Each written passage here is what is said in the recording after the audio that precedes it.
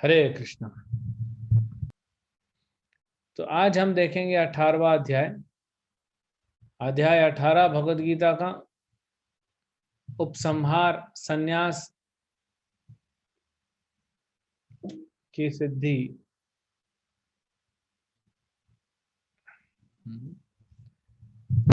तो ये अर्जुन अब यहाँ पूछेंगे। अभी अंत में आ गए ना हम लोग, भगवद गीता ऑलमोस्ट हो गया है। अब ये थोड़ा रिवीजन टाइप का करवा देंगे भगवान कृष्ण, और फिर अपना फाइनल डिसीजन बता देंगे। और फिर बोलेंगे अर्जुन मैंने बता दिया, अब जो तुमको करना है तुम करो। ठीक है। अर्जुन उवाच संन्यासस्य महाबाहो तत्त्वमिच्छामि वेदितुम् त्यागस्य च ऋषिकेश पृथक् केशी निषूदन। अर्जुन ने कहा, हे महाबाहु, मैं त्याग का उद्देश्य जानने का इच्छुक हूँ, और हे केशी निषूदन, हे ऋषिकेश, मैं त्याग में जीवन संन्यास आश्रम का भी उद्देश्य जानना चाहता हूँ। त्याग और संन्यास हमने पहले भी बताया था, उसमें फर्क है। अभी फिर भगवान यहाँ पे ये वही प्रश्न पूछ रहे। त्याग तो आपने त्याग बताया क्या है, संन्यास बताया क्या है, अब दोनों का उद्देश्य क्या है वो बता दीजिए। तो भगवान के जो भी नाम होते हैं वो कुछ कारण होते हैं, क्यों उस समय लिया। केशी निषूदन, केशी नामक दैत्य का वध किया था असुर का भगवान ने। हाँ? तो केशी निषूदन, वो केशी ने जो है, एक तो केशी को मारा जो वृंदावन में, एक और केशी था उसको मारा था, ब्रह्मा जी से, ब्रह्मा जी के पास आया था, उसको मारा था। और ऋषिकेश, ऋषिकेश मतलब आप इंद्रियों के स्वामी हैं, है ना। तो मतलब मैं अपनी इंद्रियों को कहाँ लगाऊं, ये आप मुझे बता दीजिए। तो भगवान कहते हैं, श्री भगवान वाच काम्यानां कर्मणां न्यास्यं संन्यासं कवयो विदु सर्वकर्म फल त्यागम प्राहुस्त्यागम विचक्षणा। भौतिक इच्छा पर आधारित कर्मों के परित्याग को विद्वान लोग संन्यास कहते हैं, और समस्त कर्मों के परित्याग को बुद्धिमान लोग त्याग कहते हैं। इसको समझिए, ये बहुत महत्वपूर्ण है। संन्यास और त्याग क्या है।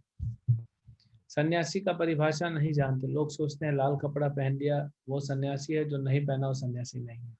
ऐसा नहीं होता। गृहस्थ भी सन्यासी होता है, हो सकता है। तो देखिए, त्याग मतलब हमने कुछ कर्म किया, अपना जॉब किया, बिजनेस किया, फिर उससे कुछ फल मिला और वो हमने भगवान को अर्पित किया, इसको बोलते हैं त्याग। ठीक है, आपने अपना काम किया, कमाया और भगवान को दे दिया, यह है त्याग। संन्यास क्या है, आप अपना काम नहीं करो, आप कर्म ही भगवान के लिए कर रहे हो। तो जब कर्म ही भगवान के लिए करोगे तो कर्म का फल ही नहीं बनेगा, वो अकर्म हो जाएगा, है ना। तो उसको कहते हैं संन्यास। अब कोई गृहस्थ है, उसने अपना जीवन समर्पित कर दिया, अरे नई बिजनेस करना है, नई जॉब करना है, पैसा रख लिया हमने बैंक में कमा के, अब पूरा दिन भजन करना है, भक्ति करना है, लोगों को प्रचार करना है, मंदिर में सेवा करनी है, प्रचार करना है, लोगों को जोड़ना है, बस यही काम करना है। तो ये किसके लिए, अब उसका कर्म ही पूरा भगवान के लिए है, इसीलिए उसको त्याग नहीं कहेंगे, उसको संन्यास कहेंगे। और वो व्यक्ति भले घर में है, भले गृहस्थी में है, लेकिन क्योंकि भगवान के लिए कर रहा है तो वो सन्यासी कहलाता है, वो सन्यासी कहलाता है। ठीक है, ये क्लियर होना चाहिए, त्याग क्या है और सन्यास क्या है। आगे बढ़ते हैं। इसके बाद अब एक एक श्लोक नहीं जा पाएंगे। हाँ? पहले के जो 12 श्लोक हैं, इसमें भगवान बताते हैं कि जो भक्ति है वो कैसे त्याग से ऊपर है, भक्ति त्याग से ऊपर है, उसको बताएंगे। अब देखिए, बहुत अभी त्याग की बात चल रही है, हमने यज्ञ दान तपस्या कल भी कहा था, आज भगवान बता रहे हैं यज्ञ दान तप कर्म न त्याज्यम कार्यमेव तत् यज्ञोदानम तपश्चैव पावनानि मनीषिणाम्।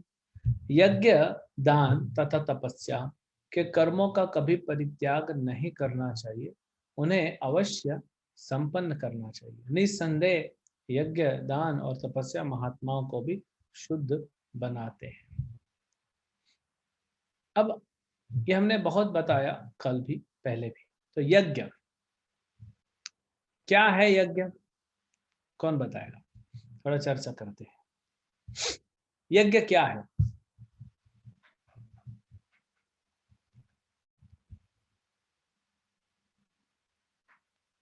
भगवत गीता के हिसाब से बताना है, जो आपने सुना है। बोलिए, यज्ञ क्या है? चलिए, मनोहर प्रभु आप बोलिए, यज्ञ क्या है?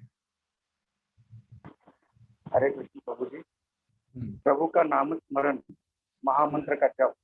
ओके ओके, वो तो यज्ञ करना है, उसका एक डेफिनेशन भी यज्ञ है। ओके, यज्ञ भगवान का भी नाम है, नाम स्मरण करना, कीर्तन। यज्ञ संकीर्तन प्राय यजंती ही सुमेधस। ठीक है, एक हो गया। यज्ञ का एक मतलब होता है कि भगवान के लिए कार्य करना, यज्ञ कहते हैं, उसको भी यज्ञ कहते हैं, है ना। और उन कार्यों में हम अभी कौन सा कार्य कर सकते हैं? नाम संकीर्तन सबसे आसान है। दूसरा यज्ञ है और यज्ञ करना। अब प्रभुपाद जी से पूछा था कि हम कौन है? हरे कृष्णा मतलब क्या? हमारा काम क्या है? हरे कृष्णा के भक्तों का काम क्या है? प्रभुपाद से एक भक्त ने पूछा। प्रभुपाद बोले, हमारा काम है चैंट हरे कृष्णा, स्प्रेड हरे कृष्णा। मतलब हरे कृष्ण मंत्र जप करो और हरे कृष्ण मंत्र दूसरों को बताओ, है ना। ये है ये हमारा काम है। तो खुद भी जप करना और दूसरों को भी बताना। ठीक है, ये हो गया यज्ञ। दान क्या है? दान के बारे में कौन बताएगा? ओके, ज्योति राजभर माता जी आप बताइए, दान के बारे में।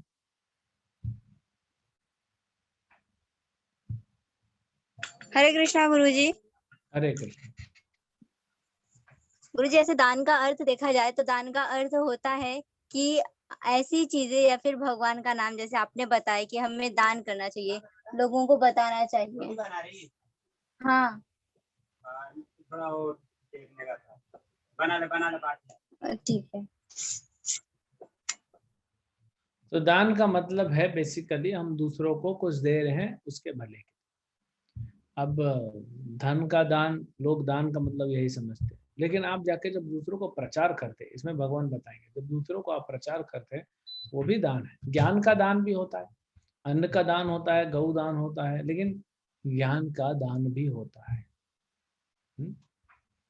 यानी दूसरों को आप जाके भगवत गीता में जो आपने सीखा है वो जाके दूसरों को बता रहे हैं। तो यज्ञ, दानम और तपस्या। तपस्या क्या होती है अभी हमने बात किया, लेकिन तपस्या का मतलब क्या होता है? कौन बताएंगे?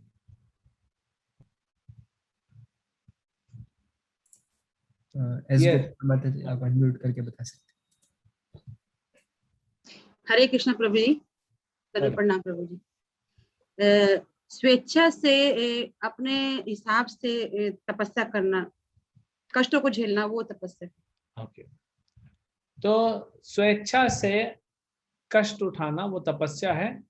और तपस्या हमेशा गुरु के आदेश अनुसार करनी चाहिए, अपने मनमाने ढंग से। मनमाने ढंग से कुछ भी नहीं करना चाहिए, वो सीधा नरक की ओर जाएगा।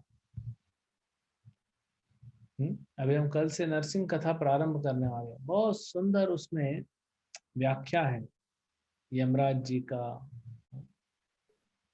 कल बात करेंगे। तो यही है कि अपने मनमाने ढंग से हमको कुछ भी नहीं करना है, चाहे यज्ञ हो, चाहे दान हो, चाहे तपस्या, हर चीज हमको गुरु, साधु, शास्त्र के हिसाब से चलना चाहिए। नहीं तो ये संसार में आप फंसे ही रह जाएंगे। संसार से बाहर निकलना है तो आपको गुरु, साधु, शास्त्र के हिसाब से चलना पड़ेगा।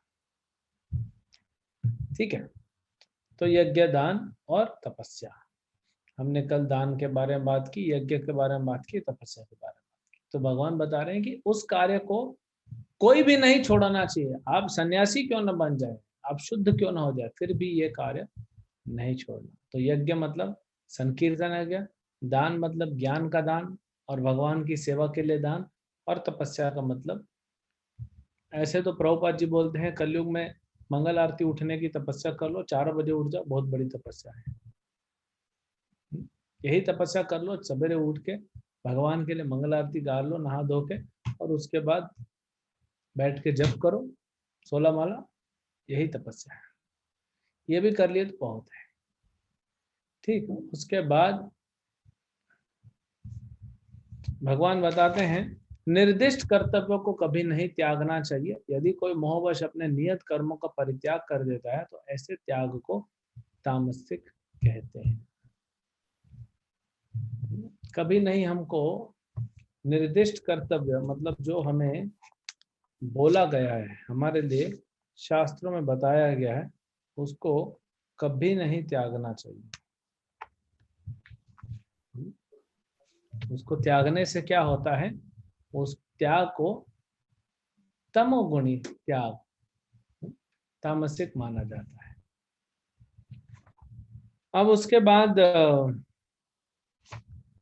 सतोगुण में त्याग, तो हम थोड़ा सा ये चलिए देख लेते हैं।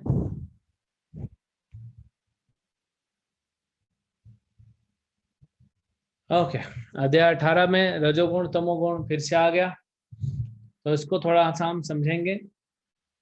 ज्ञान, सतोगुण के ज्ञान को क्या कहते हैं? यानी सतोगुण में ज्ञान का मतलब क्या है? सभी जीवात्माओं में एक ही अभिव्यक्त आध्यात्मिक प्रकृति को देखना। ये हमने पहले भी बताया था 5वें अध्याय में कि विद्या विनय संपन्ने ब्राह्मणे गवि हस्तिनी सुनी चैवचोपाके च पंडिता समदर्शिना। समदर्शी जो है, जो सबको देखता है लेकिन सब में भगवान के वास को देखता है, सब में आत्मा को देखता है, शरीर को नहीं देखता। कोई मोटा है, कोई पतला है, कोई छोटा है, कोई लंबा है, कोई काला है, कोई गोरा है, कोई गरीब है, कोई अमीर है, कोई पढ़ा लिखा, कोई अनपढ़ है। ये सब जो है ये बाहरी है,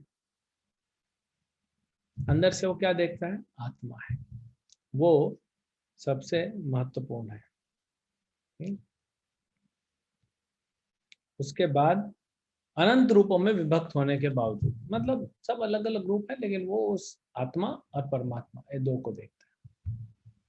रजोगुण में विभिन्न शरीरों में भिन्न भिन्न जीवात्माओं को देखना। अरे ये तो गरीब है, ओह ये बहुत अमीर है, भेदभाव करना। पूरी दुनिया भेदभाव करती है ना। तो ये रजोगुणी है, ये आप समझ गए। कोई पढ़ा लिखा है उससे हम अलग से बात करते हैं, कोई सूट कोट पहन के आ गया उससे हम बात करते हैं तो एक अलग लहजे में बात करते हैं, अलग टोन रहता है। कोई गरीब है, कपड़ा ठीक से नहीं पहना, तो उससे हम अलग तरीके से बात करते हैं। तो ये है रजोगुण। तमोगुण मतलब अपने कार्य को ही सर्वस्व समझकर आसक्त रहना। इसको तो सत्य का ज्ञान ही नहीं रहता, ये हमेशा असत्य में जीता है, इसको पता ही नहीं क्या चल रहा है, होश ही नहीं। और ये हर बस अपने आप को अहंकार में अपने आप को सर्वश्रेष्ठ मान के आगे बढ़ता रहता है। ये तमोगुणी ज्ञान। कर्म, सतोगुण में कर्म नियमित होते हैं, मतलब रेगुलर। रोज जप करना है तो रोज जप करना है, रोज गीता पढ़ना है तो रोज गीता पढ़ना है, रोज लेक्चर सुनना है तो रोज, ये रेगुलर है। रोज खाना है रोज खाना है। ऐसा नहीं कि एक दिन हमने 10 आदमी का खा लिया, अभी 2-4 दिन पेट में दर्द है, दवाई खा रहे हैं, खाना खा ही नहीं, रेगुलेटेड लाइफस्टाइल, हर चीज में रेगुलेटेड रहना। जैसे आप लोग का रेगुलेटर होता है ना, गैस में रेगुलेटर होता है, और भी बहुत सारी मशीन में रेगुलेटर रेगुलेट करता है, इधर उधर नहीं जाता, वो बैलेंस करके चलता है। ये सतोगुणी व्यक्ति है। तमोगुणी व्यक्ति, रजोगुणी व्यक्ति, सतोगुणी मतलब उसका क्या है, सिस्टम है, सोने का टाइम, उठने का टाइम, खाने का टाइम, खाने की क्वांटिटी। तो वो ऐसा नहीं है कि 16 घंटे 18 घंटे काम करने में चला गया ऑफिस। तो आजकल कुछ लोग को करना पड़ रहा है, बड़ा ही दुर्भाग्यपूर्ण जीवन है ये, लेकिन क्या कर सकते हैं। आसक्ति रहित कोई भी काम कर रहे हैं, कोई भी कर्म कर रहे हैं, तो हम अपना ड्यूटी समझ के वो भगवान के लिए करें। कर्मण्येव अधिकारस्ते मा फलेषु कदाचन, इसलिए बोलो ना, पूरे भगवत गीता का एक रिवीजन होगा यहाँ पे। कर्मण्येव अधिकारस्ते मा फलेषु कदाचन, कि तुम कर्म करो, फल की इच्छा मत करो, फल से अनासक्त हो जाओ, सिर्फ कर्म में आसक्त रहो, कर्म करो। राग या द्वेष रहे, राग मतलब कोई आसक्ति नहीं होनी चाहिए, ऊपर भी आ सकती है, ये भी आ सकती है, और द्वेष नहीं होना चाहिए, किसी पे घिन नहीं होनी चाहिए। ये मैं काम, जो पाप का कार्य है वो अलग बात है, जो गलत कार्य है, ऐसा नहीं कि मान लो द्वेष, मैं ये कर्म नहीं करूंगा, ये भी एक द्वेष हो सकता है, लेकिन अगर आपको कोई बोलेगा लो चाकू जाओ उसको मार दो, तो वो गलत है। लेकिन हम द्वेष करते हैं, लोगों से द्वेष करते हैं, कर्म से द्वेष करते हैं, अलग अलग वस्तुओं से द्वेष करते हैं, भेद देख रहे हैं। कर्म फल की कामना से रहित, यह हमने बता दिया। ये हो गया सतोगुण। रजोगुण जो है वो अत्याधिक प्रयास पूर्वक, बहुत प्रयास करता है, कुछ भी प्राप्त करने के लिए, हमने कहा ना 16 घंटे जॉब करना, कुछ भी प्राप्त करने में एक्चुअली जरूरत नहीं, हमको लगता है नहीं करेंगे तो हमको निकाल देगा। हमारे पास एक भक्त आया, बोला प्रभु जी मेरा मैनेजर मुझे नौकरी से निकाल देगा। मैं बोला तुमको नौकरी दिया किसने, तुम्हारे मैनेजर ने दिया था? बोले नहीं, वो तो आया ही नहीं था इंटरव्यू के लिए, तो किसी और ने दिया। वो पता नहीं कहाँ पे है, वो कंपनी में है भी क्यों, कंपनी छोड़ के चला गया पता नहीं। हाँ? लेकिन जब इसने दिया नहीं है तो ये ले कैसे सकता है? आपका नौकरी आपके कर्मों ने दिया है, आपका नौकरी आपके कर्म ही वापस ले सकते हैं। कई बार इस संसार में हम लोग डर जाते हैं, नहीं ये नहीं करेंगे तो नौकरी से निकाल देंगे, ये नहीं करेंगे तो पैसा नहीं। अरे आपके जीवन का जो धन है फिक्स है, आपने जितना कमाना है उतना ही कमाओगे, 1 रुपया ज्यादा नहीं, 1 रुपया कम नहीं। तो क्यों इतना अधिक प्रयास करना? जब थोड़े प्रयास में हमारा काम चल जा रहा है तो क्यों अधिक प्रयास करना? आपको क्या, अगर आपके कर्म में नहीं है, आपके कर्म में लिखा है कि पूरा जीवन 2 व्हीलर में रहोगे, बस सिर्फ मृत्यु में 4 व्हीलर मिलेगी, राम नाम सत्य है, 4 लोग लेके जाएंगे, बाकी पूरा जीवन आपको 2 व्हीलर में रहना है। आप कितना प्रयास कर लो, आप उससे ऊपर उठ नहीं पाओगे, क्योंकि आपका कर्म में वही लिखा है। और अगर आपके कर्म में लिखा है कि आप सिर्फ बड़ी बड़ी गाड़ियों में घूमोगे, बहुत पैसा रहेगा, आप ज्यादा काम करो या कम काम करो, आपको वो अपने आप मिलता है। आपको करना है, कर्म तो बना नहीं है, कर्म तो करना ही पड़ेगा, उल्टा कर्म नहीं छोड़ना है। लेकिन कैसे करना है कर्म? कर्म फल की कामना से रहित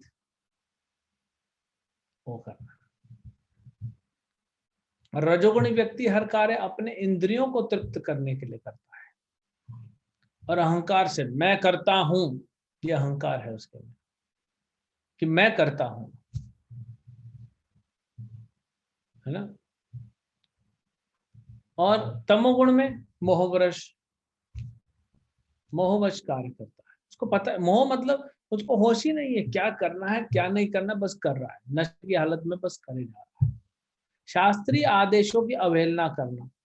आप देख रहे हैं तमोगुण का एक सिग्नल आ रहा है, एक तमोगुण का आप देखिए एक समरी बन जाएगा, सार बन जाएगा, रजोगुण का और सतोगुण का। इसको हम ये टेबल करने के बाद पूछेंगे, कल का और आज का मिला के 1-2 शब्दों में रजोगुण सतोगुण तमोगुण तीनों बताइए, ठीक है। इसके बाद हम पूछेंगे भावी बंधन की चिंता किए बिना, कोई मतलब नहीं है क्या होने वाला है, बस कर दो। जैसे आतंकवादी है, मार दो, आतंक, कम से कम उनको ये पता रहता है मार दिया तो जन्नत मिलेगा, ये भी अज्ञानता है उनके। लेकिन जो करवा रहे हैं उनको और चिंता नहीं, तो फंसेंगे फिर। हिंसा के लिए अन्य कष्ट पहचान हेतु, अथवा हिंसा के लिए अन्यों को कष्ट पहचान हेतु, दूसरों को कष्ट देना, हिंसा देना, ये हमने बता दिया। तो ये हो गया कर्म, कर्ता। अब कर्म ने कर्ता को हिंदी में पढ़ा है ना, कर्म क्या होता है? जो कर्म हुआ एक्शन, और जो कर्ता होता है करने वाला।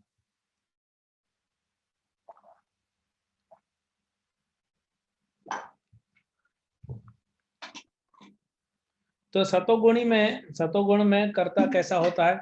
भौतिक गुणों के संसर्ग के बिना भौतिक गुणों के संसर्ग के बिना, अहंकार रहित। अब ये चीजें समझाने की जरूरत नहीं है, हम आगे बढ़ते रहेंगे। महान संकल्प व उत्साह पूर्वक, संकल्प लेता है, दृढ़ता लेता है, करके रहूंगा, और उत्साह रहता है उसमें। रजोगुण वालों को क्या रहता है, कभी उत्साह बहुत ऊपर जाएगा, कभी नीचे चला जाएगा। तमोगुण तो जमीन के अंदर धसे रहते हैं, ये अंडरग्राउंड स्पीशी होते हैं, रात को जागृत होते हैं। सफलता या विफलता से अविचलित, सतोगुणी व्यक्ति को सफलता मिले चाहे ना मिले उसको फर्क नहीं पड़ता, वो अविचलित रहता है सफलता और विफलता में, दोनों ही में अविचलित रहता है। ठीक है, हमने अपना प्रयास किया, जो होना था हो रहा, नहीं मिलना था नहीं मिलेगा।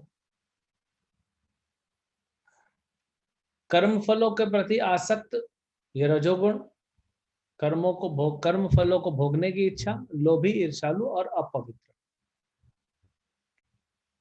तमोगुण, शास्त्रों के विरुद्ध कर्म करना, भौतिकवादी, हठी, धोखेबाजी करना, अन्यों को अपमान करने में कुशल, आलसी, सदैव खिन्न रहने, कार्य को टालने में।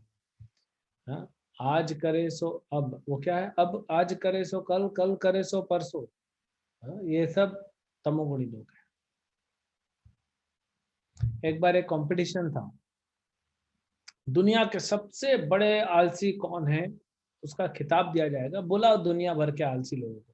अब बुलाया गया, एक घर में रुकाया गया, और मालिक ने, जिसने कंपटीशन कराया, उसने घर को आग लगा दिया। आलसी लोग खत्म हो जाएंगे, दुनिया आगे बढ़ेगा। नहीं, ऐसा नहीं था, देखना चाहते तो सब लोग भागने लगे, सब लोग भागने लगे। 2 लोग सोए हुए थे, वो उठे ना, सोए हुए, आग लग रही है, गरम गरम लग रहा है। तो एक बोलता है दूसरे को, अरे भाई सुन, गरम लग रहा है, कुछ तो है, गरम लग रहा है। तो दूसरा बोलता है, अरे साइड पलट के सो जा ना, करवट लेके और सो जा, और सो जाता है। तो ऐसे आलसी लोग होते हैं, और ऐसे लोग देखो अग्नि से घिरे हैं लेकिन फिर भी उठने को तैयार नहीं है, जागृत होने को तैयार नहीं, ये आलसी है। बाद में करेंगे, बाद में करेंगे। समझ, समझ मतलब इसको समझ है। सतोगुणी व्यक्ति को पता है कि क्या करना है, क्या नहीं करना है, किससे भयभीत होना है, किससे नहीं होना है, क्या बंधनकारी है और क्या मुक्तिदायक है, किससे हम बंधन में फंसेंगे और किस चीज से हम मुक्त होंगे। और रजोगुणी अधर्म धर्म में भेद नहीं कर पाता है, उसको समझ में नहीं आता है, या नहीं, और अथवा करने योग्य नहीं करता है, न करने योग्य करता है। और तमोगुणी अधर्म को धर्म समझना, तो उल्टा ही है। हाँ, सांप को रस्सी समझता है और रस्सी को सांप समझता है, पूरा उल्टा है। फिर अंधकार में और सदैव गलत दिशा में प्रयास करने वाला। फिर निश्चय, निश्चय कैसा रहता है, दृढ़ता कैसी रहती है, जो सतोगुण में होता है वो अटूट निश्चय होता है, अटूट विश्वास, ये करना है। अचलता से कायम रहने वाला, मन, प्राण तथा इंद्रियों को नियंत्रित करने वाला। और रजोगुण धर्म, अर्थ व काम की प्राप्ति स्वरूप के लिए फल के लिए व्रत करता है। स्वप्न, भय व शोकपूर्ण विषाद से परे नहीं जा सकता, ये तमोगुण। सुख है, बड़ा सुंदर है। सुख, तो सतोगुण का सुख होता है वो आरंभ में विष जैसा किंतु अंत में अमृत तुल्य होता है। जैसे जैसे करेला, खाने को तो बहुत कड़वा लगेगा लेकिन उसके लाभ बहुत है ना। जैसे हरे कृष्ण जप करना, शुरू में मन नहीं करेगा लेकिन उसके लाभ बहुत है। सवेरे सवेरे जल्दी उठना, 4 बजे मंगल आरती भगवान का, अरे कौन उठे सवेरे, लेकिन सवेरे उठ के जप करके देखिए, आनंद आ जाएगा। तो ऐसा है, ये सतोगुण है। और इसके साथ जब आप करते हो तो आपको सुख तो मिलता है, ज्ञान भी मिलता है। और रजोगुण में शुरू में तो अमृत जैसा लगता है, बाद में विष बन जाता है। मतलब लोग पार्टी करने जाते हैं, शराब पीते हैं, उनको अमृत जैसा लगता है लेकिन बाद में गटर में मिलता है। मूवीज देखने जाएंगे, ये सब चीजें क्या है ना, ये अमृत तुल्य शुरू में लगता है, होता नहीं, लगता है, बाद में विष बन जाता है। और इंद्रिय तथा उनके विषयों के संसर्ग से। तमोगुणी आत्म साक्षात्कार के प्रति अंधा है, कोई ज्ञान नहीं है, और चाहे शुरू में हो चाहे अंत में हो भ्रम में रहता है, निद्रा आलस और मोह से घिरा रहता है।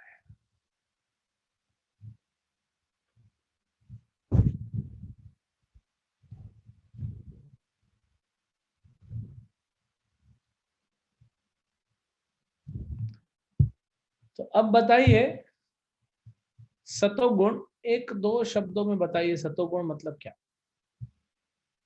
समराइज करना है, सार बताना है, सतोगुण मतलब क्या, एक दो शब्दों में बता दीजिए। ज्योति राजभर माता जी, आप अनम्यूट करके बता सकते हैं। हरे कृष्णा गुरुजी। सतोगुण का मतलब होता है वह लोग या फिर वह लोग जिन्हें सब कुछ पता है कि क्या कैसे करना चाहिए, आगे कैसे बढ़ा जा सकता है, इस दुनिया में आने का ध्येय क्या है, क्या करना चाहिए क्या नहीं, ये सब ही। ठीक है, सतोगुण में जो बताया ये भी है। सतोगुण मतलब वो शास्त्रों के अनुसार चलता है और अपनी लाइफ को अपने कंट्रोल में रखता है, धैर्य पूर्वक रहता है, नियमित रखता है। ठीक है, रजोगुण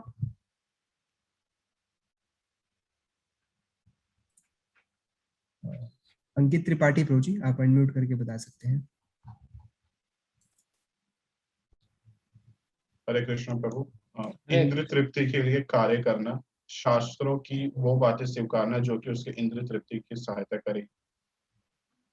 ओके ओके। रजोगुण का सबसे इंपॉर्टेंट होता है अहंकार, अपने लिए करना, सब अपने लिए करना। सतोगुण में दूसरों के लिए कर रहा है, वो अपना भी उद्धार होता है लेकिन दूसरे का भला होना चाहिए। और रजोगुण अपने लिए करना अहंकार में। और तमोगुण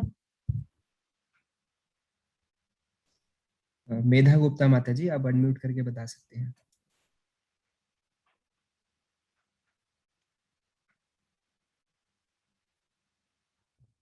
मनोहर प्रभु जी, आप अनम्यूट करके बता सकते हैं।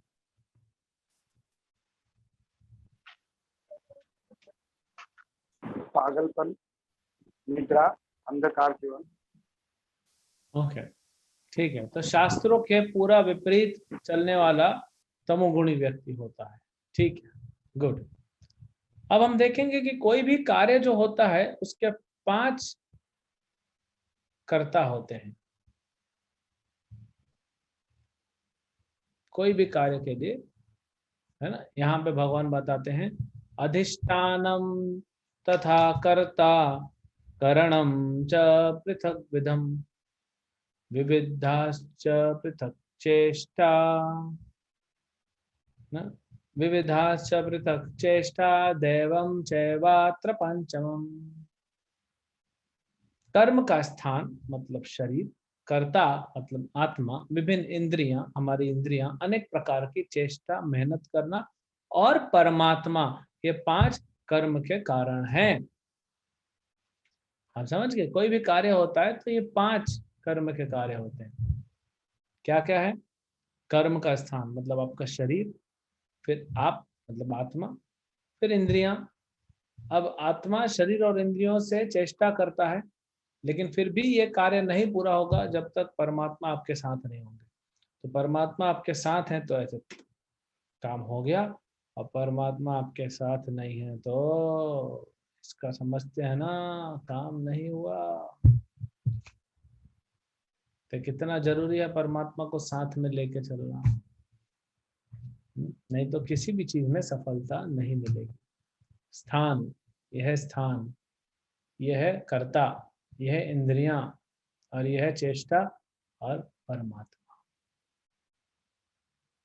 नहीं तो कोई कार्य नहीं होगा। ठीक, अब हमने बीच के बहुत सारे श्लोक जो थे ना हटा दिए, क्यों? क्योंकि वही टेबल में आपको करा दिया। अब यहाँ पे ब्राह्मण, क्षत्रिय, वैश्य और शूद्र, इन चारों के क्या क्या इनकी ड्यूटीज होती है वो बताया गया है, क्या क्या इनका ड्यूटीज होती है। ठीक है, हे परंतप ब्राह्मण, क्षत्रिय, वैश्य तथा शूद्रों के प्राकृतिक गुणों के अनुसार उनके स्वभाव द्वारा उत्पन्न गुणों के द्वारा भेद किया जाता है। क्या है ब्राह्मण के गुण?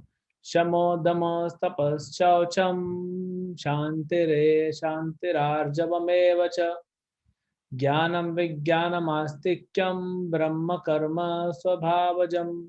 शांति प्रियता, आत्मसंयम, तपस्या, पवित्रता, सहिष्णुता, सत्यनिष्ठा, ज्ञान, विज्ञान तथा धार्मिकता, ये सारे स्वाभाविक गुण हैं जिनके द्वारा ब्राह्मण कर्म करते हैं। ये ब्राह्मण का कार्य।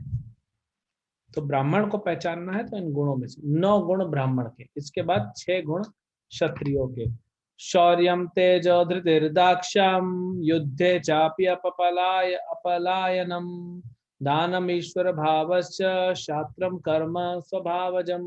वीरता, शक्ति, संकल्प, दक्षता, युद्ध में धैर्य, उदारता तथा नेतृत्व, ये क्षत्रियों के स्वाभाविक गुण हैं। ये बहुत जरूरी है, मैं थोड़ा पढ़ के बता रहा हूँ, मैं एक्सप्लेन नहीं कर पा रहे हैं। आप इनको पढ़िएगा और समझिएगा कौन क्षत्रिय है कौन ब्राह्मण है, आप इससे समझ सकते हैं। और वैश्यों के 3 गुण, कृषि गोरक्षा वाणिज्यम वैश्य कर्म स्वभावजम। कृषि गोरक्षा वाणिज्यम, गाय की रक्षा करना, खेती करना, और जो खेती से उगता है, गाय का दूध है उससे दही बनाया, घी बनाया, गाय का गोबर है, खेती से अनाज होगा, ये जाके बेच के आना मंडी में, घर घर बेचना, ये उसका काम है, ये वैश्य का काम है। हमने देखा जब भगवान लीला किए तो नंद बाबा वैश्य है। गोपियां क्या करते, दूध दही बेचने जाते हैं, अनाज बेचने जाते हैं, ये उनका काम है। और शूद्र परिचर्या कदात्मकम कर्म शूद्रस्यापि स्वभावजम। शूद्र का काम है ब्राह्मण की, क्षत्रिय की और वैश्य की सेवा करना, मतलब नौकरी करना। जो भी नौकरी करता है वो शूद्र है। ब्राह्मण का काम है पठन पाठन यजन याजन दान प्रतिज्ञा, पढ़ता है और पढ़ाता है। यजन याजन, यज्ञ करता है, यज्ञ करवाता है। दान प्रतिज्ञा, दान भी देता है और दान लेता भी है। ये ब्राह्मण का काम है। क्षत्रिय का काम है दूसरों की रक्षा करना, स्पेशली प्रजा की पूरी, स्पेशली मनुष्य। और वैश्य का काम है गायों की रक्षा करना और खेती करना। और शूद्र जो है इन तीनों की नौकरी करता है। ये है, ठीक। अब यहाँ से हम थोड़ा भगवद गीता ना, अब यहाँ से थोड़ा शिफ्ट हो रहा है। देखिए अब यहाँ पे भक्ति भर भर के भगवान गाढ़ भक्ति को यहाँ पे बोलेंगे। अब बस अंत हो गया अर्जुन, तुम समझो यही करना है। अब भगवान उस भाव में आ रहे हैं। ब्रह्मभूत प्रसन्नात्मा न शोचति न कांक्षति समः सर्वेषु भूतेषु मद्भक्तिं लभते पराम। ब्रह्मभूत प्रसन्नात्मा, जो ब्रह्मभूत हो गया, जो भगवान का भक्त है, वो प्रसन्न रहता है। न शोचति न कांक्षति, किसी प्रकार का शोक नहीं करता और कोई इच्छा नहीं रखता। समः सर्वेषु भूतेषु, सभी जीवों के प्रति समभाव रखता है। और मद्भक्तिम लभते पराम, ऐसा व्यक्ति मेरी भक्ति को प्राप्त करता है।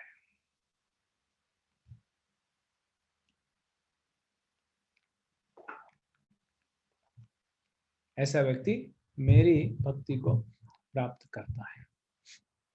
फिर कौन भगवान को जान सकता है, कौन नहीं जान सकता? भगवान यहाँ पे बोलते हैं कि भक्त्या माम अभिजानाति यावम यास्यास्मि तत्वतः ततो माम तत्वतो ज्ञात्वा विशते तदनंतरम। देखिए तत्व तत्व तत्व तत्व, बार बार ये चीज आ रही है। केवल भक्ति से मुझ भगवान को यथा रूप में जाना जा सकता है। जब मनुष्य ऐसी भक्ति से मेरे पूर्ण भावना अमृत में होता है तो वह वैकुंठ जगत में प्रवेश कर जाता है।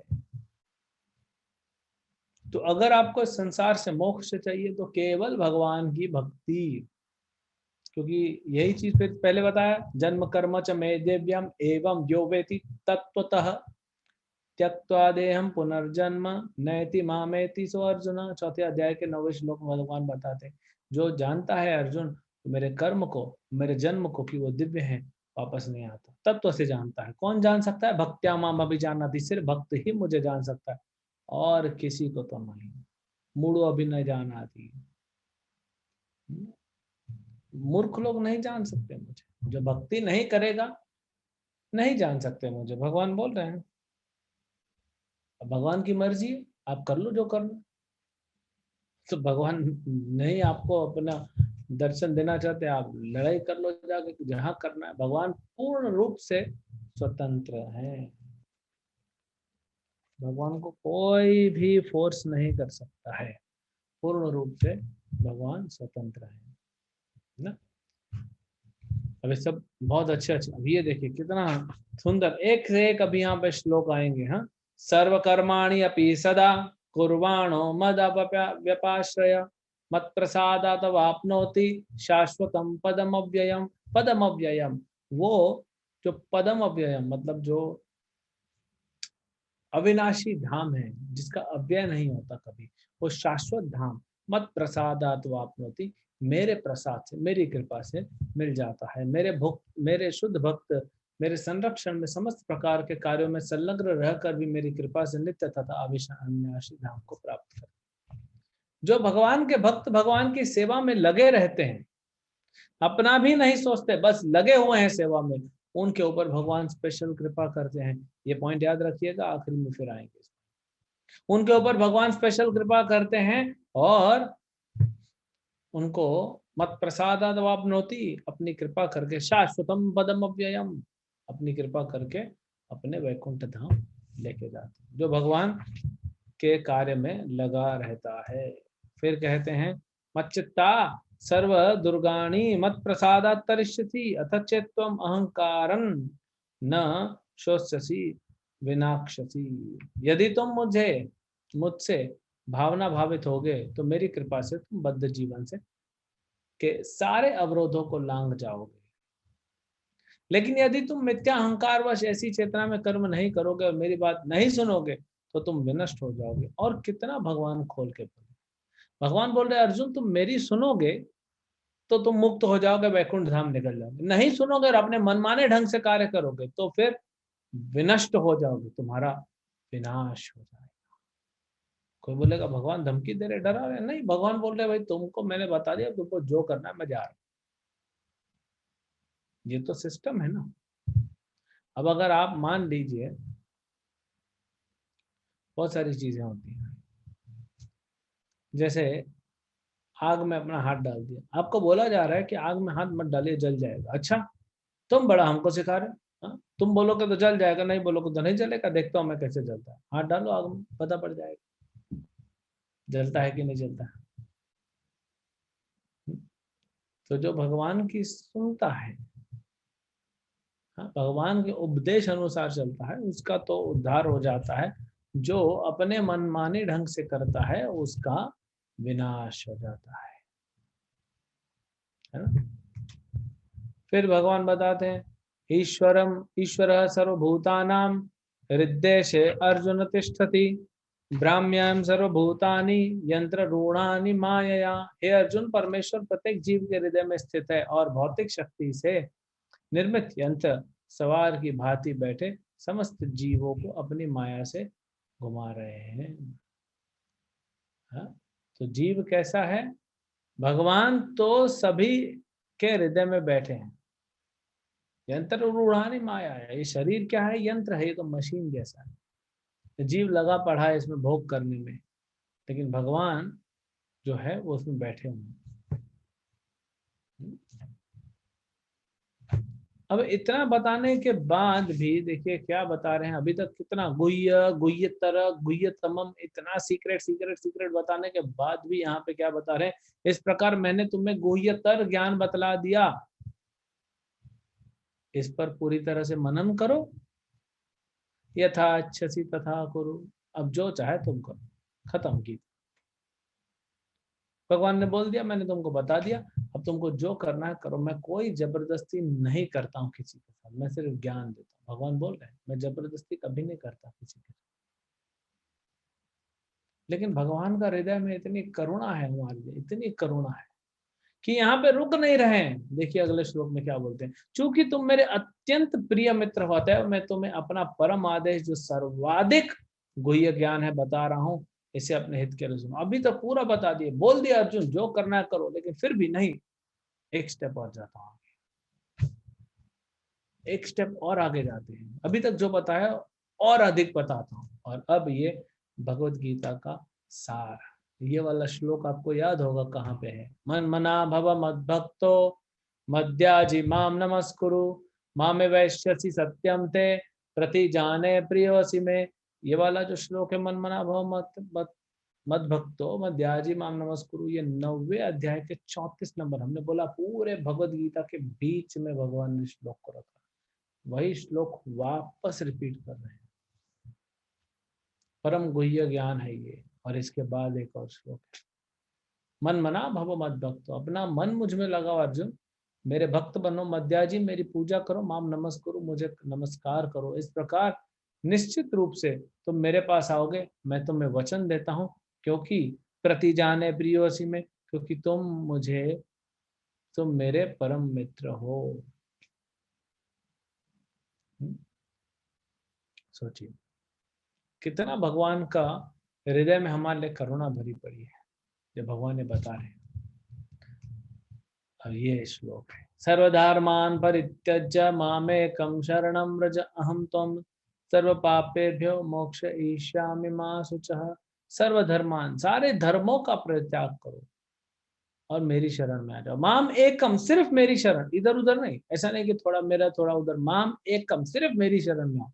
अहम त्वाम सर्व पापेभ्यो, मैं तुम्हारे सारे पाप फल खत्म कर दूंगा। मोक्षयिष्यामि, तुमको मोक्ष दूंगा। मा शुचः, डरो मत।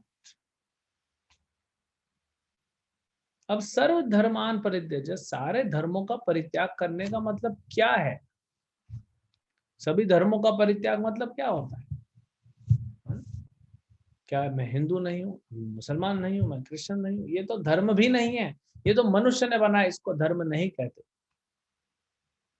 हिंदू कोई धर्म नहीं है, मुसलमान धर्म नहीं, क्रिश्चियन धर्म नहीं, जैन बुद्ध ये तो धर्म नहीं है, ये मनुष्य द्वारा बनाया, भगवान ने कभी नहीं बनाया। शास्त्र में कहीं वर्णन नहीं, कोई हिंदू है, कोई मुसलमान है, कोई क्रिश्चियन है।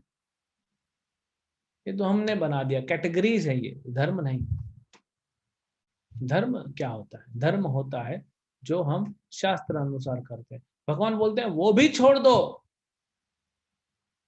आप देख रहे हैं, भगवान बोले जो तुम शास्त्रों में पढ़े वो भी छोड़ दो अर्जुन, क्योंकि अर्जुन बोल रहा था मैं नहीं मारूंगा, इसको नहीं मारूंगा, दादा को, गुरु को नहीं मारूंगा, पाप लगेगा, ये होगा, ये सब छोड़ दो, सिर्फ मेरी शरण में आ जाओ, मैं संभाल लूंगा सब। भगवान बोले सिर्फ मेरी शरण में आ जाओ, मैं सब संभाल लूंगा।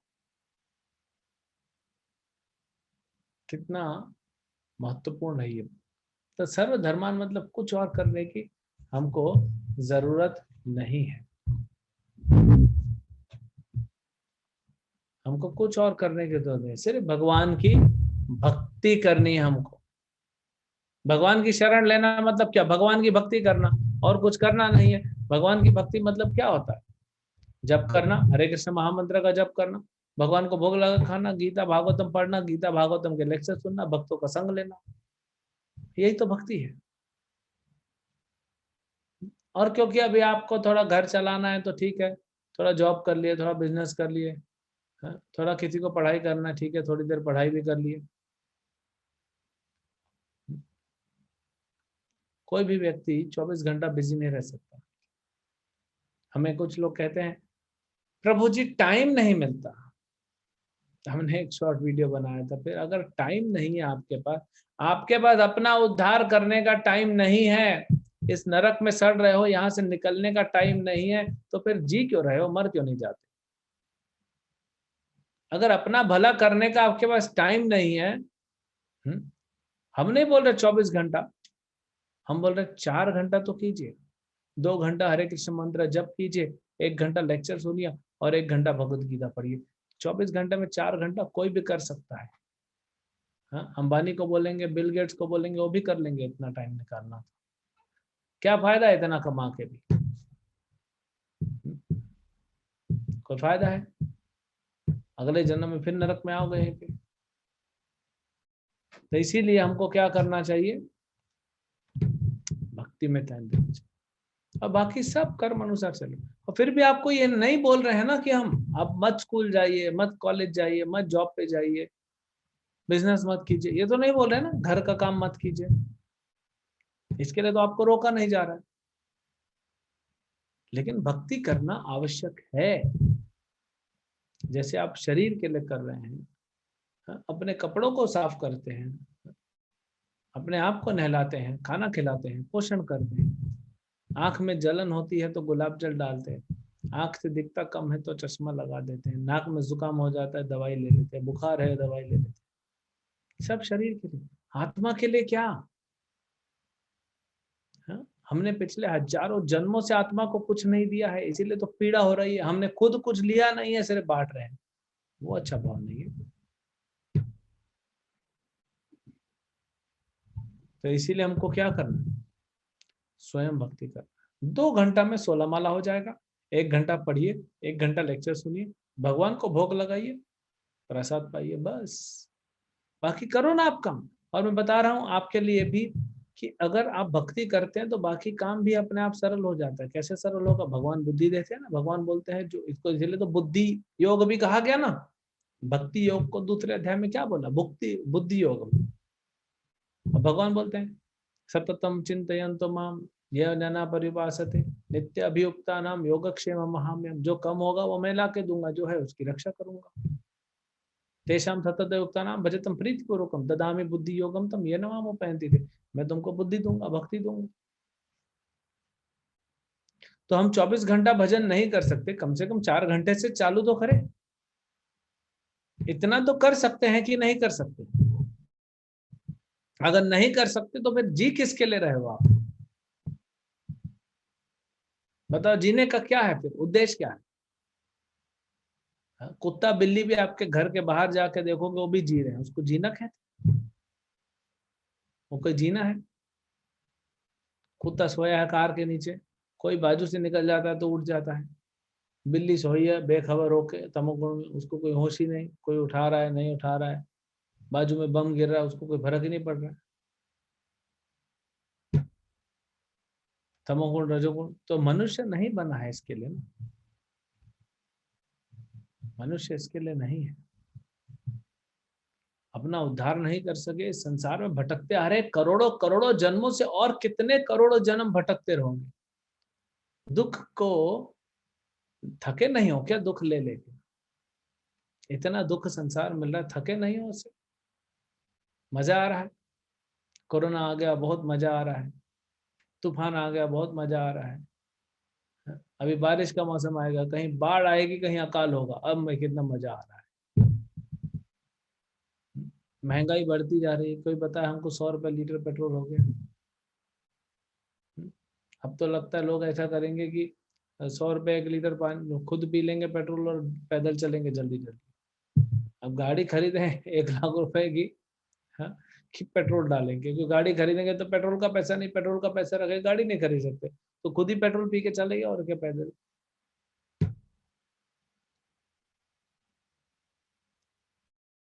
क्या हमारा जीवन का उद्देश्य क्या है अगर भक्ति नहीं कर रहे? कुछ है हमारे जीवन में? कुछ भी नहीं बचा, सब खत्म हो जाने वाला है। तो इसलिए भगवान सर्वधर्मान मतलब बाकी सब छोड़ दो, भक्ति पे ध्यान दो। कर्म योग, ध्यान योग, ज्ञान योग सब छोड़ दो, सिर्फ भक्ति पे ध्यान दो। वेदों में क्या लिखा है, पुराणों में क्या लिखा, नहीं, हमको भगवत गीता और भागवत पकड़ के बस चलना। भगवान खुद बोले ना अर्जुन को, त्रिगुण्या विषय वेदा निस्त्रिगुण भव अर्जुन। ये वेद तो 3 गुणों की बात करते हैं, इसको छोड़ो, तुमको मैं जो बता रहा हूँ वो समझो। तो ये है भक्ति।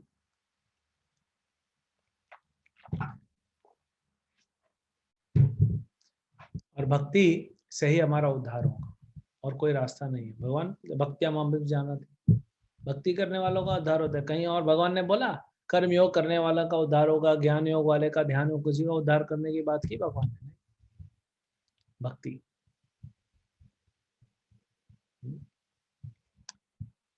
फिर आगे क्या कहते हैं? भक्त बन जाओगे तब क्या करोगे? देखिए भगवान बोलते हैं यदम परमम गुह्यम मद भक्तेषु विदास्यति भक्तिम मयि पराम कृत्वा माम में वैश्यम असत्य संशय।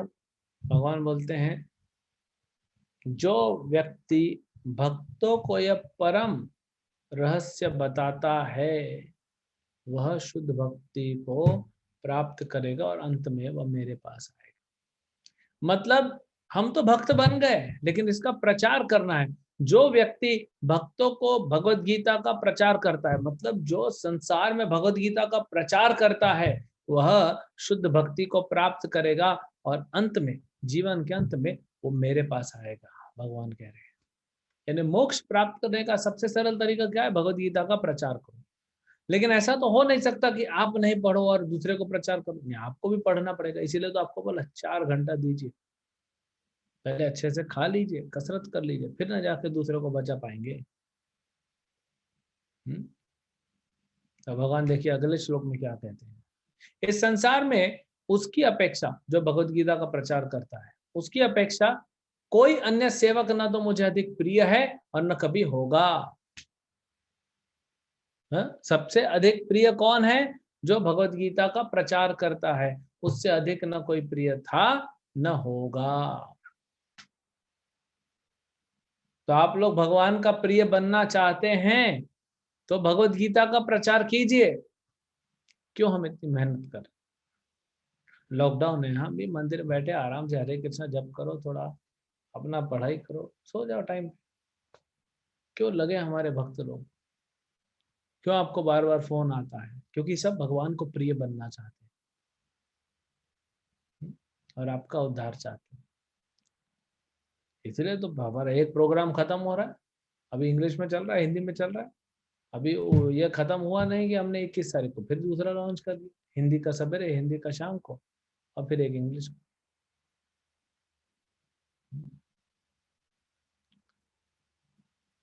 तो लोगों को बताइए, इंस्पायर कीजिए, समझाइए क्यों आना चाहिए उनको इस कोर्स में, क्यों पढ़ना चाहिए भगवत गीता, क्यों भक्ति करना चाहिए, समझाइए, लाए के आइए उनको। थोड़ा धक्का लगाना पड़े ना, लगाना चाहिए।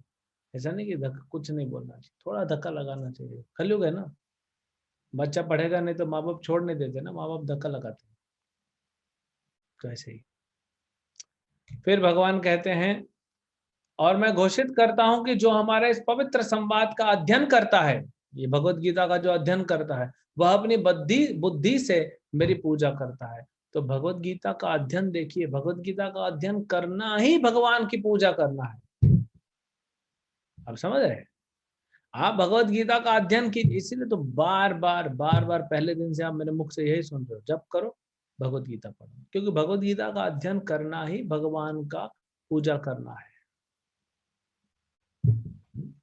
ये पवित्र संवाद है, परम गुह्य संवाद है। तो इसीलिए हमको गीता पढ़ना चाहिए और दूसरों को पढ़ाना चाहिए।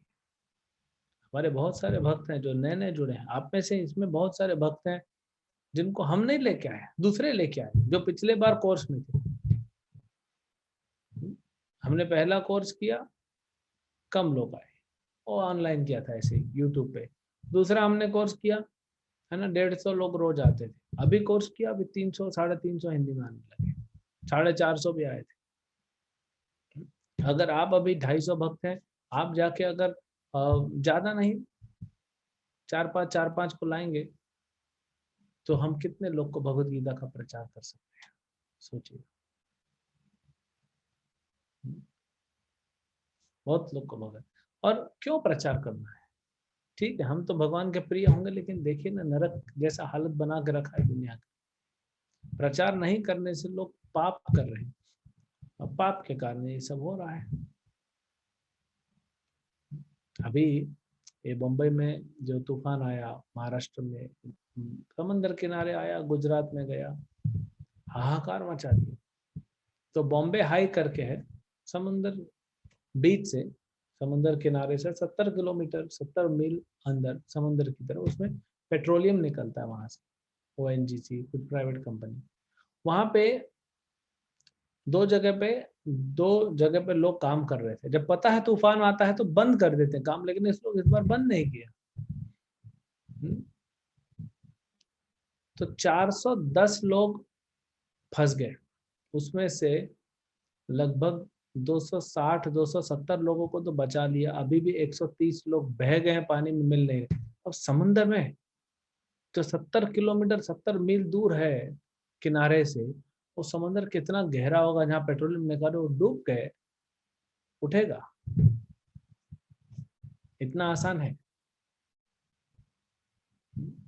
नहीं, इतना आसान नहीं। तो ये सब संसार चल रहा है ना? आपको थोड़ा सा कुछ दिखा देते हैं। तो ये भगवान यहाँ पे बता रहे हैं। फिर क्या कहते हैं? और जो इसको सुनने वाले का देखिए, और जो श्रद्धा समेत और द्वेष रहित होकर इसे सुनता है भगवत गीता को, वह सारे पापों से मुक्त हो जाता है और उन सभी शुभ लोकों को प्राप्त करता है जहाँ पुण्य आत्माएं निवास करती हैं। सुनने वाले, बोलने वाले को भी है, बोलने वाले को भक्ति मिल रही, सुनने वाले को भक्ति मिल रही, दोनों का लाभ है। ये भगवत गीता ऐसा है, दोनों का लाभ करेगा। अब क्या कहते हैं भगवान? अब अर्जुन को तो बता दिए। अर्जुन क्या कहता है? नष्ट मोह स्मृति लब्ध्वा तत्प्रसादात्मयच्युत स्थितोऽस्मि गतः संदेह करिष्ये वचनम तव। नष्ट मोह, मेरा मोह नष्ट हो गया कृष्ण, और मुझे याद आ गया, स्मृति आ गई कि मैं आपका भक्त हूं और मुझे क्या करना है। तत्प्रसादात्मयच्युत, आपकी कृपा से स्थितो अस्मि, अब मैं स्थित हो गया हूँ। गतः संदेह, मेरा संदेह खत्म हो गया और मैं दृढ़ हो गया हूँ। और क्या करूंगा? करिष्ये वचनम तव, प्रभु जो आप कह रहे हैं मैं वही करूंगा। जो आप कह रहे हैं मैं वही करूंगा। भगवान यहाँ पे अर्जुन यहाँ पे भगवान को बता रहे। फिर क्या कहते हैं? अब कृष्ण ने अर्जुन को बोल दिया, अर्जुन तुमको जो करना है करो, मैंने तुमको समझा दिया। फिर कहते हैं, फिर पूछते हैं तुमको समझ में आया? नहीं समझ में आया तो मैं फिर समझाता हूँ। अर्जुन बोला नहीं नहीं, समझ में आ गया पूरा, अब मैं वही करूंगा जो आप बोलोगे। ये भगवान का भाव है, ये अर्जुन का भाव है।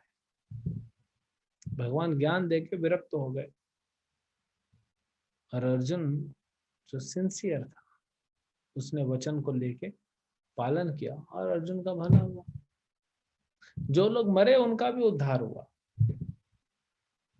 तो भगवान की बातों को सुन के, भगवान के वचनों का पालन करने से किसी का नुकसान न हुआ है न होगा।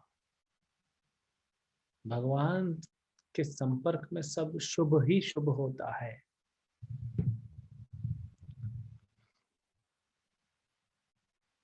पता नहीं कितने करोड़ों अरबों खरबों जन्मों तक हमने कितने सतयुग देखे होंगे, कितने त्रेता युग, कितने द्वापर और कितने घोर कलयुग देखे होंगे। क्या कृपा है भगवान की या भगवान के भक्तों की, क्या कृपा है कि हम भगवान के संपर्क में आ गए। आज हम हिसाब नहीं लगा सकते, हम अंदाजा नहीं लगा सकते कि हमको क्या मिला है। बस उसको संभाल के रखिए, क्योंकि आप एक बार भगवान के संपर्क में आ गए हैं ना, अब आपकी मुक्ति और आपकी भक्ति निश्चित है। अब तो जितना जल्दी आप करेंगे उतना जल्दी मिलेगी, जितने दृढ़ता से करेंगे उतना जल्दी आपको मिलेगा। मिलेगा जरूर। आप कल से कभी कोई भक्ति का कार्य नहीं करेंगे, पूरा जीवन अगले जन्म में फिर भगवान लेके आएंगे आपको भक्ति में, क्योंकि आपका प्रारंभ हो गया ना भक्ति, अब वो छूटेगा नहीं। लेकिन क्यों एक और जन्म लेना? अगर आप अभी से सिंसियरली करेंगे इसी जीवन में तो निकल जाएंगे। क्यों वापस आना हमको? कितना दुख है, क्यों भुगतना? निकल जाओ, ये हमारा जगह नहीं है। आप सिर्फ सोच के देखिए कि करोड़ों करोड़ों जन्म हम यहाँ निकल गए, करोड़ों अरबों खरबों बार माँ बाप भाई बहन पति पत्नी बच्चे, स्कूल कॉलेज जॉब पढ़ाई, कभी प्रधानमंत्री बने होंगे, कभी आप राष्ट्रपति बने होंगे, कभी कुछ बने होंगे, कभी रोड पे भीख मांगी होगी, कभी बीमारियों से ग्रस्त रहे होंगे। हाँ, भगवान की ये अहितु की कृपा किसी की समझ में नहीं आएगी कि कैसे हम भगवान से जुड़े। भगवान और भगवान के भक्तों की अहितु की कृपा होती है। इसका कोई हेतु नहीं होता। कॉजलेस मर्सी क्यों हुआ वो भगवान ही जानते, लेकिन हमको मिली है, हमको उसका पूर्ण फायदा उठाना चाहिए और हाथ से नहीं जाने देना चाहिए। वापस मिले ना मिले, मिलेगा अगले जन्म में आओगे, लेकिन दुख भी मिलेगा। तो क्यों हाथ से जाने देना, है ना? फिर संजय, इसके बाद संजय बोलना चालू करते हैं। 5 लोग संजय बोलते हैं। अब यहाँ पे भगवान ने अपना कंक्लूजन दे दिया भगवत गीता का, ये और ये श्लोक। यहाँ पे अर्जुन ने अपना कंक्लूजन दे दिया। अब यहाँ पे संजय बोल रहे हैं, यत्र योगेश्वरः कृष्ण यत्र पार्थो धनुर्धरः तत्र श्री विजयो भूति ध्रुवो नेतिर्मतिर्मम। यत्र योगेश्वरो कृष्ण, जहाँ पे योगेश्वर योगियों के ईश्वर कृष्ण है, यत्र पार्थो धनुर्धर, जहाँ पे धनुर्धर पार्थ है, तत्र वहां पे क्या क्या होगा, वहीं ऐश्वर्य होगा, वहीं विजय होगी, वहीं अलौकिक शक्ति तथा नीति भी निश्चित रूप से रहेगी। ये 4 चीजें वहीं रहेंगी जहाँ भगवान रहेंगे और भगवान के भक्त रहेंगे। ये संजय धृतराष्ट्र को बता रहे हैं। तो कोई बोलता है भगवत गीता रखने से घर में युद्ध होता है। हम तो पहली बार सुने, पता नहीं कौन मूर्ख इसको फैलाया है संसार में। बड़ा महामूर्ख होगा, और मानने वाले तो महामूर्ख है। हम गीता बेचने जाते हैं, वितरण करने जाते हैं, नहीं नहीं ये वाला जो है ना, ये घर में रखने से ना, ये वाला फोटो घर में झगड़ा होता है। अभी नहीं हो रहा है क्या झगड़ा?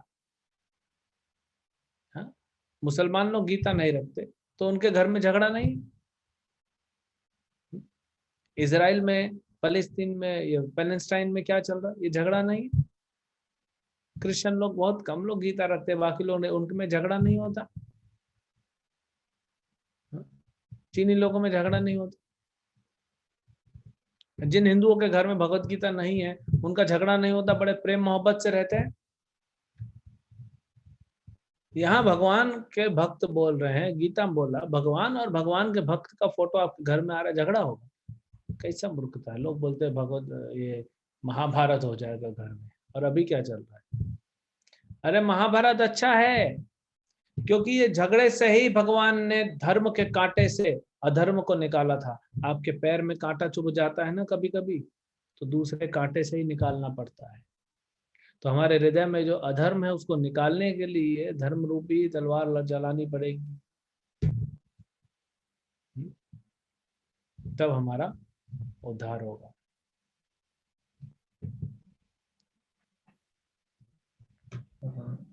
एस गोपिका माता जी, आप अनम्यूट करके प्रश्न पूछ सकते हैं। हरे कृष्ण प्रभु जी, प्रणाम।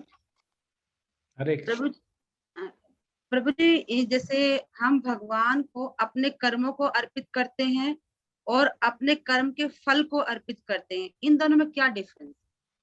जब कर्मों के फल को अर्पित करते हैं तो क्या होता है, अभी भी आपकी इच्छा है आपके हिसाब से काम करने की, आप अपने हिसाब से जो करना चाहे कर रहे हैं, लेकिन फिर भी चलो भगवान से जुड़ना करके फल को अर्पित किया। मतलब आपको व्यापार करना है, जॉब करना है, पैसे कमाया, पैसा लाके भगवान को दिया। पैसा इसलिए बोल रहे हैं क्योंकि सरल है समझाना, ठीक है। चलो खेती कर लेते हैं। आपने अपनी 10 एकड़ जमीन है, उसमें खेती करी, उसका अनाज आया, उसमें से आपने अनाज जो है 1000 बोरी अनाज निकला, चावल। चलो 100 बोरी भगवान के लिए दे दिया, 200 बोरी, ऐसे तो पूरा देना चाहिए, 50% देना चाहिए, लेकिन चलो 100-200 बोरी दे दिया। यह है त्याग, यह है कर्म फलों का त्याग। कर्म को ही भगवान के लिए करना, ये जो है खेत भगवान का ही है पूरा, मैंने भगवान के नाम कर दिया, मैं वहां रहता हूँ, पूरा भगवान को जाता है, मुझे मंदिर में थोड़ा प्रसाद मिल जाता है। तो कर्म ही जब भगवान के लिए, इसको आपकी, अब आप तो घर बात छोड़ के नहीं आ सकते, तो आपके लिए कैसे है कि आप भजन कर रहे हैं, और भजन जो हो गया आपका, चैंटिंग करना, भगवत गीता पढ़ना, लेक्चर सुनना, भगवान को भोग लगाना, ये सारे कर्म भगवान के लिए कर रहे हो, इसका फल नहीं बनेगा। तो फल अर्पित करने की जरूरत ही नहीं, क्योंकि फल बन ही नहीं रहा। आप कर्म ही अर्पित कर दिए भगवान को, फिर आप प्रचार कर रहे हैं, प्रचार कार्य में लग गए, तो ये पूरा कर्म भगवान को हो गया। कुछ उसके अलावा कुछ और कर्म भी कर रहे हैं जिससे फल मिल रहा है, तो वो फल आप अपने आप पर रखेंगे ना तो पचा नहीं पाएंगे। कोई भी व्यक्ति संसार में फल को नहीं पचा सकता। फल अपने पास रख लेंगे तो तकलीफ हो जाएगा, तो इसलिए फल को भगवान को दे देते, तो उसको प्रभु कहते जी, हैं कर्म ये का फल। फिर कर्म योग क्या होता है प्रभु जी? कर्म योग, कर्म योग मतलब कर्म के फल का त्याग करना। हरे कृष्ण प्रभु जी। हरे कृष्ण। एक्चुअली पहले तो मैं जैसे बातें सुनी सुनाई जो समझ आती थी, कौन है भगवान, इतने सारे भगवान है, क्यों है। जब भगवत यहाँ शुरू किया भगवत गीता का, तब मुझे मालूम चला कि हाँ भगवान एक ही है, जो है कि अपने कृष्ण भगवान है। नहीं तो मैं तो बस यही समझता था कि पहले ही 3 सुप्रीम भगवान है, ब्रह्मा विष्णु और महेश, ये 3 लोग रहते अपने अपने काम करते। पर अब इन 18 अध्यायों को सुन के मुझे लगा कि हाँ नहीं, अब ये एक ही है जो सुप्रीम है, सबसे बड़े, उन्हीं के कारण सब कुछ हुआ है। गुड। और कोई भक्त बोलना चाहेंगे? और जीने का काफी सारा तरीका। जी नहीं, आपका आवाज कट गया था, मुझे लगा आपका हो गया। बोलिए बोलिए रितेश जी। नहीं, जीने का काफी सारा तरीका है, किसके लिए जीना है, क्यों जीना है, ये सब इससे मालूम चला। नहीं तो पहले तो यही था कि भौतिक सुख के लिए हम जी रहे। आज भी हम है कि यहाँ पे आए हुए किसके लिए आए थे? भौतिक सुख के लिए आए थे। खैर मैं जब जुड़ गया इससे, अब मालूम चल गया कि अब ये जो भौतिक सुख है उसको अभी कुछ हद तक, क्या बहुत ज्यादा उसको कम कर सकते हैं, और अपने इंद्रियों को जोड़ के भगवान के सेवा के लिए हम लोग कर सकते हैं। तो काफी कुछ मालूम चला है, जिसके लिए आपको सही बताओ तो बहुत बहुत धन्यवाद। क्योंकि मैं अपने धर्म के बारे में पहले नहीं जानता था, अब बहुत कुछ मतलब जान चुका हूँ। अभी आगे बढ़ेंगे तो और भी आगे जानेंगे। जी जरूर, मैं आशा कर रहा हूँ कि मैं लेवल 2 ज्वाइन करूँ और आगे का जानकारी लूँ, क्योंकि मैंने अभी तक सारे क्विज कर चुका हूँ। बस आज का जो रहेगा वो मैं करूंगा जल्द से जल्द, जैसे ही आता है वो। बहुत अच्छा, धन्यवाद। धन्यवाद। हरे कृष्ण। और हरे कोई भक्त कृष्ण। बोलना चाहेंगे? आपका रियलाइजेशन, स्पेशली हम उनसे सुनना चाहते हैं जो नए हैं।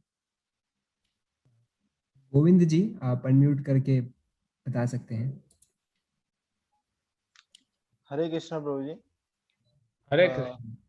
बहुत बहुत शुक्रिया आपके। पिछले कई दिनों से, यानी कि 17 दिन हो गया, आज 18वां दिन है, आपके प्रवचन सुन रहे हैं। आपने जिस तरीके से भगवद गीता के अध्याय को प्रस्तुत किया और जितने उत्साह के साथ प्रस्तुत किया, पहले अध्याय में जितना आपका उत्साह था, 18वें अध्याय में भी उतना ही उत्साह था। बहुत अच्छा लगा।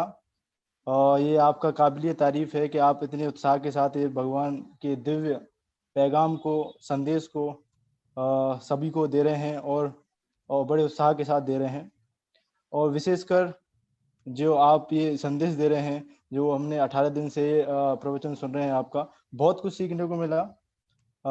इंद्रियां, मन, बुद्धि, अहंकार, आत्मा के स्तर पर आत्म तत्व जो आपने प्रस्तुत किया, और विशेषकर जो भगवद गीता का जो ग्रंथ है, एक भक्ति का ग्रंथ है, ये आपने हमको बताया। और बहुत ही सरल तरीके से बताया कि जो कुछ भी आप कर रहे हैं वो भगवान को समर्पित करिए। जो भी आप दे सकते हैं भगवान को दीजिए। आपके पास समय है तो समय दीजिए, मन है मन दीजिए, बुद्धि है बुद्धि दीजिए, और जो जॉब करते हैं जिनके पास लक्ष्मी है लक्ष्मी दीजिए। ये बहुत अच्छी तरीके से प्रस्तुत किया, और घर बैठे बैठे हमको ये अच्छा ज्ञान भी मिल गया। इसके लिए बहुत बहुत शुक्रिया। और हमने सुना है कि आपने तो इस दिव्य पैगाम को देश की आवाम तक पहुंचाने के लिए ये अपना सब कुछ अपना समर्पित किया है। ये बहुत ही सचमुच आकर्षक है, काबिलिय तारीफ है। तो मैं भी कुछ चाहता हूँ कि ये भगवान के लिए कुछ करना चाहिए, लेकिन मैं स्टूडेंट हूँ तो मैं अपना समय तो ज़्यादा नहीं दे पाऊँगा, पढ़ाई रहती है। तो कुछ अपनी तरफ से कुछ लक्ष्मी मैं देना चाहता हूँ। क्या ऐसा कोई तरीका मिल सकता है ताकि मैं आपको कुछ दे सकूं? यस, बहुत बहुत धन्यवाद, आपने अटेंड किया और आपका भाव अच्छा है। तो आचार्य सेवा प्रभु बताइए कैसे वो सेवा कर सकते हैं भगवान का। यस प्रभु जी। तो हम आपके व्हाट्सएप ग्रुप में जो है हम क्या कर सकते हैं, हम जो हमारा इस्कॉन मंदिर है तो उनका आप वहाँ पे दान दे सकते हैं। तो हम जो भी अकाउंट नंबर है, आप ऑनलाइन डोनेशन कर सकते हैं, पेटीएम के थ्रू, जीपे के थ्रू, अकाउंट ट्रांसफर भी कर सकते हैं। तो ये सारी डिटेल्स हम आज व्हाट्सएप ग्रुप में डलवा देंगे मैसेज बना के। तो आप उस तरीके से अगर कोई और भक्त भी करना चाहते हैं तो वो भी कर सकते हैं, उस मैसेज में सारा डिटेल्स मेंशन होगा। धन्यवाद। जितेंद्र राठौर जी, आप अनम्यूट करके बता सकते हैं। हरे कृष्णा प्रभु जी। प्रभु जी, मैं काफी एक्साइटेड था जब ये क्लासेस स्टार्ट हुई। अब मैंने काफी अपने अंदर चेंजेस देखा है इसके अकॉर्डिंग, ये क्लासेस लेके। जैसे मैं पहले कुछ महीने पहले हरे कृष्णा सेंटर से जुड़ा था, जो मेरे नियरेस्ट घर पे पढ़ते हैं, तो मैं जुड़ा था, तब मेरा इतना इंटरेस्ट नहीं था। लेकिन इसके बाद मेरा इंटरेस्ट काफी बढ़ता गया। अब जैसे वहाँ पे रोज सुबह अब मैं उठ के 4 बजे मंगला आरती मायापुर की जो लाइव होती है वो अटेंड करता हूँ और उनके साथ जप करता हूँ। तो मैंने अपने अंदर काफी चेंज देखा और मैं आपको काफी धन्यवाद करना चाहता हूँ कि आपकी वजह से काफी मुमकिन हो सका। और आप ऐसे ही गाइड करते रहिए हमें कि हमें आगे कैसे बढ़ना चाहिए। धन्यवाद प्रभु जी। हरे कृष्ण। प्रभु जी, मैं ऐसे इस्कॉन से तो थोड़ा टाइम पहले से जुड़ी हूँ, 1.5 साल हो रहे हैं, मैं कंटिन्यू चैंटिंग कर रही हूँ। पर भगवत गीता मुझे कभी इतने अच्छे से समझ में नहीं आई। मैंने खुद भी प्रयास किया इसको पढ़ने के लिए, पर थोड़ा पढ़ के फिर वो चीजें मुझे इतनी डिस्टर्बिंग लगती थी कि कंफ्यूजन से भर जाती थी, फिर मैं कभी क्लियर नहीं कर पाती थी। पर प्रभु ji, thank you so much, आपकी वजह से मुझे बहुत सारी चीजें समझ आई। और एक इंस्पिरेशन है कि ये जो जन्माष्टमी है, जन्माष्टमी से पहले मैं भगवत गीता को बहुत अच्छे से याद करना चाहती हूँ, मतलब लर्न करना चाहती हूँ बहुत ज्यादा से ज्यादा। ऐसा मैंने आप ये टारगेट बनाया है। आपकी क्लास अटेंड करने के बाद ही ये इंस्पिरेशन मुझे मिली। तो प्रभु जी, उसके लिए थैंक यू सो मच, बहुत बहुत धन्यवाद आपका। हरे कृष्ण। बहुत हरे अच्छा है, आपने ये टारगेट बनाया है। और सबको कुछ ना कुछ संकल्प जरूर लेना चाहिए भगवान के लिए कि मैं अगर कोई जप नहीं करता है तो मैं 4 माला जप करूंगा, कोई 2-3 माला जप करता है मैं 8 माला जप करूंगा, कोई 8, 9, 10 माला जप करता है मैं 12 माला, कोई है 16 माला। ये संकल्प लेना चाहिए। जो एक भी नहीं करता उसको भी संकल्प लेना चाहिए कि मैं 2 महीने में 16 माला पे आ जाऊंगा, है ना। तब तो हमारा जीवन आगे बढ़ेगा।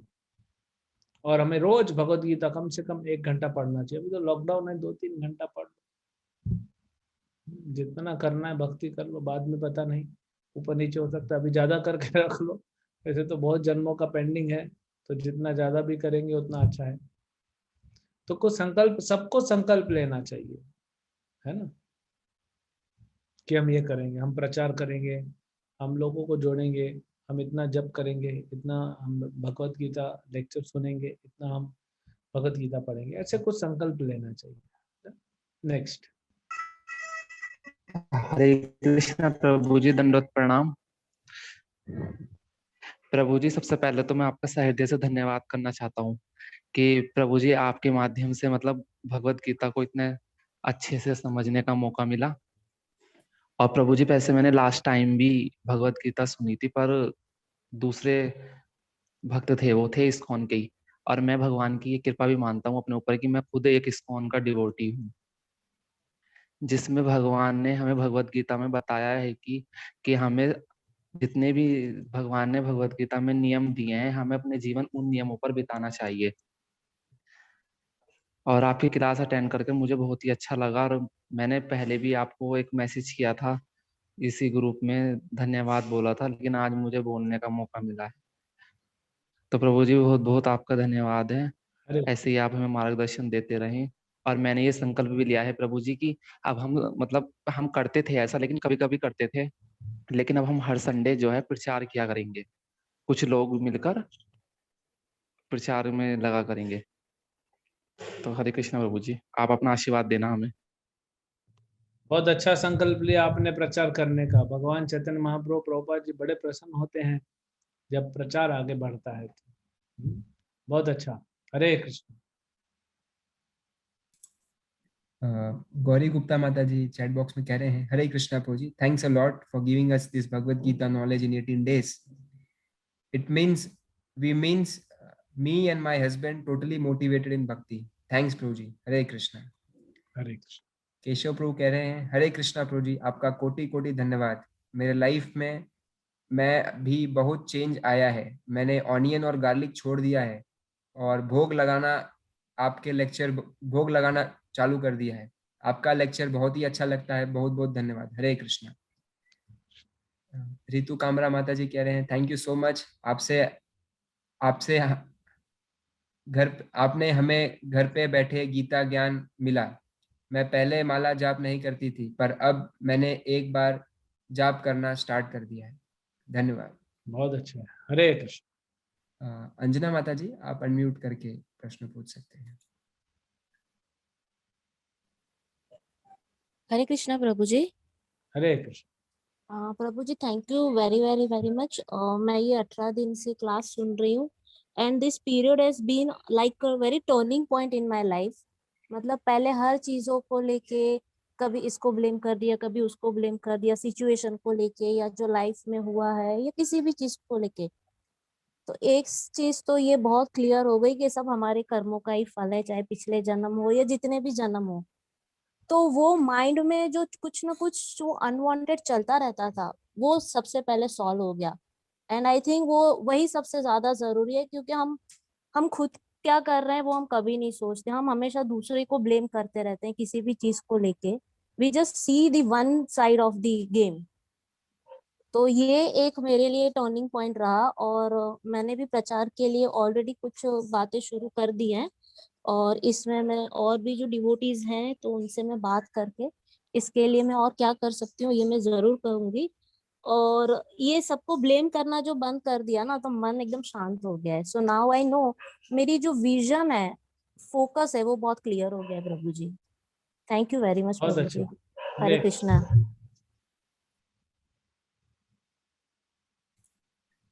कृतिका ठाकुर माता जी, आप अनम्यूट करके प्रश्न पूछ सकते हैं.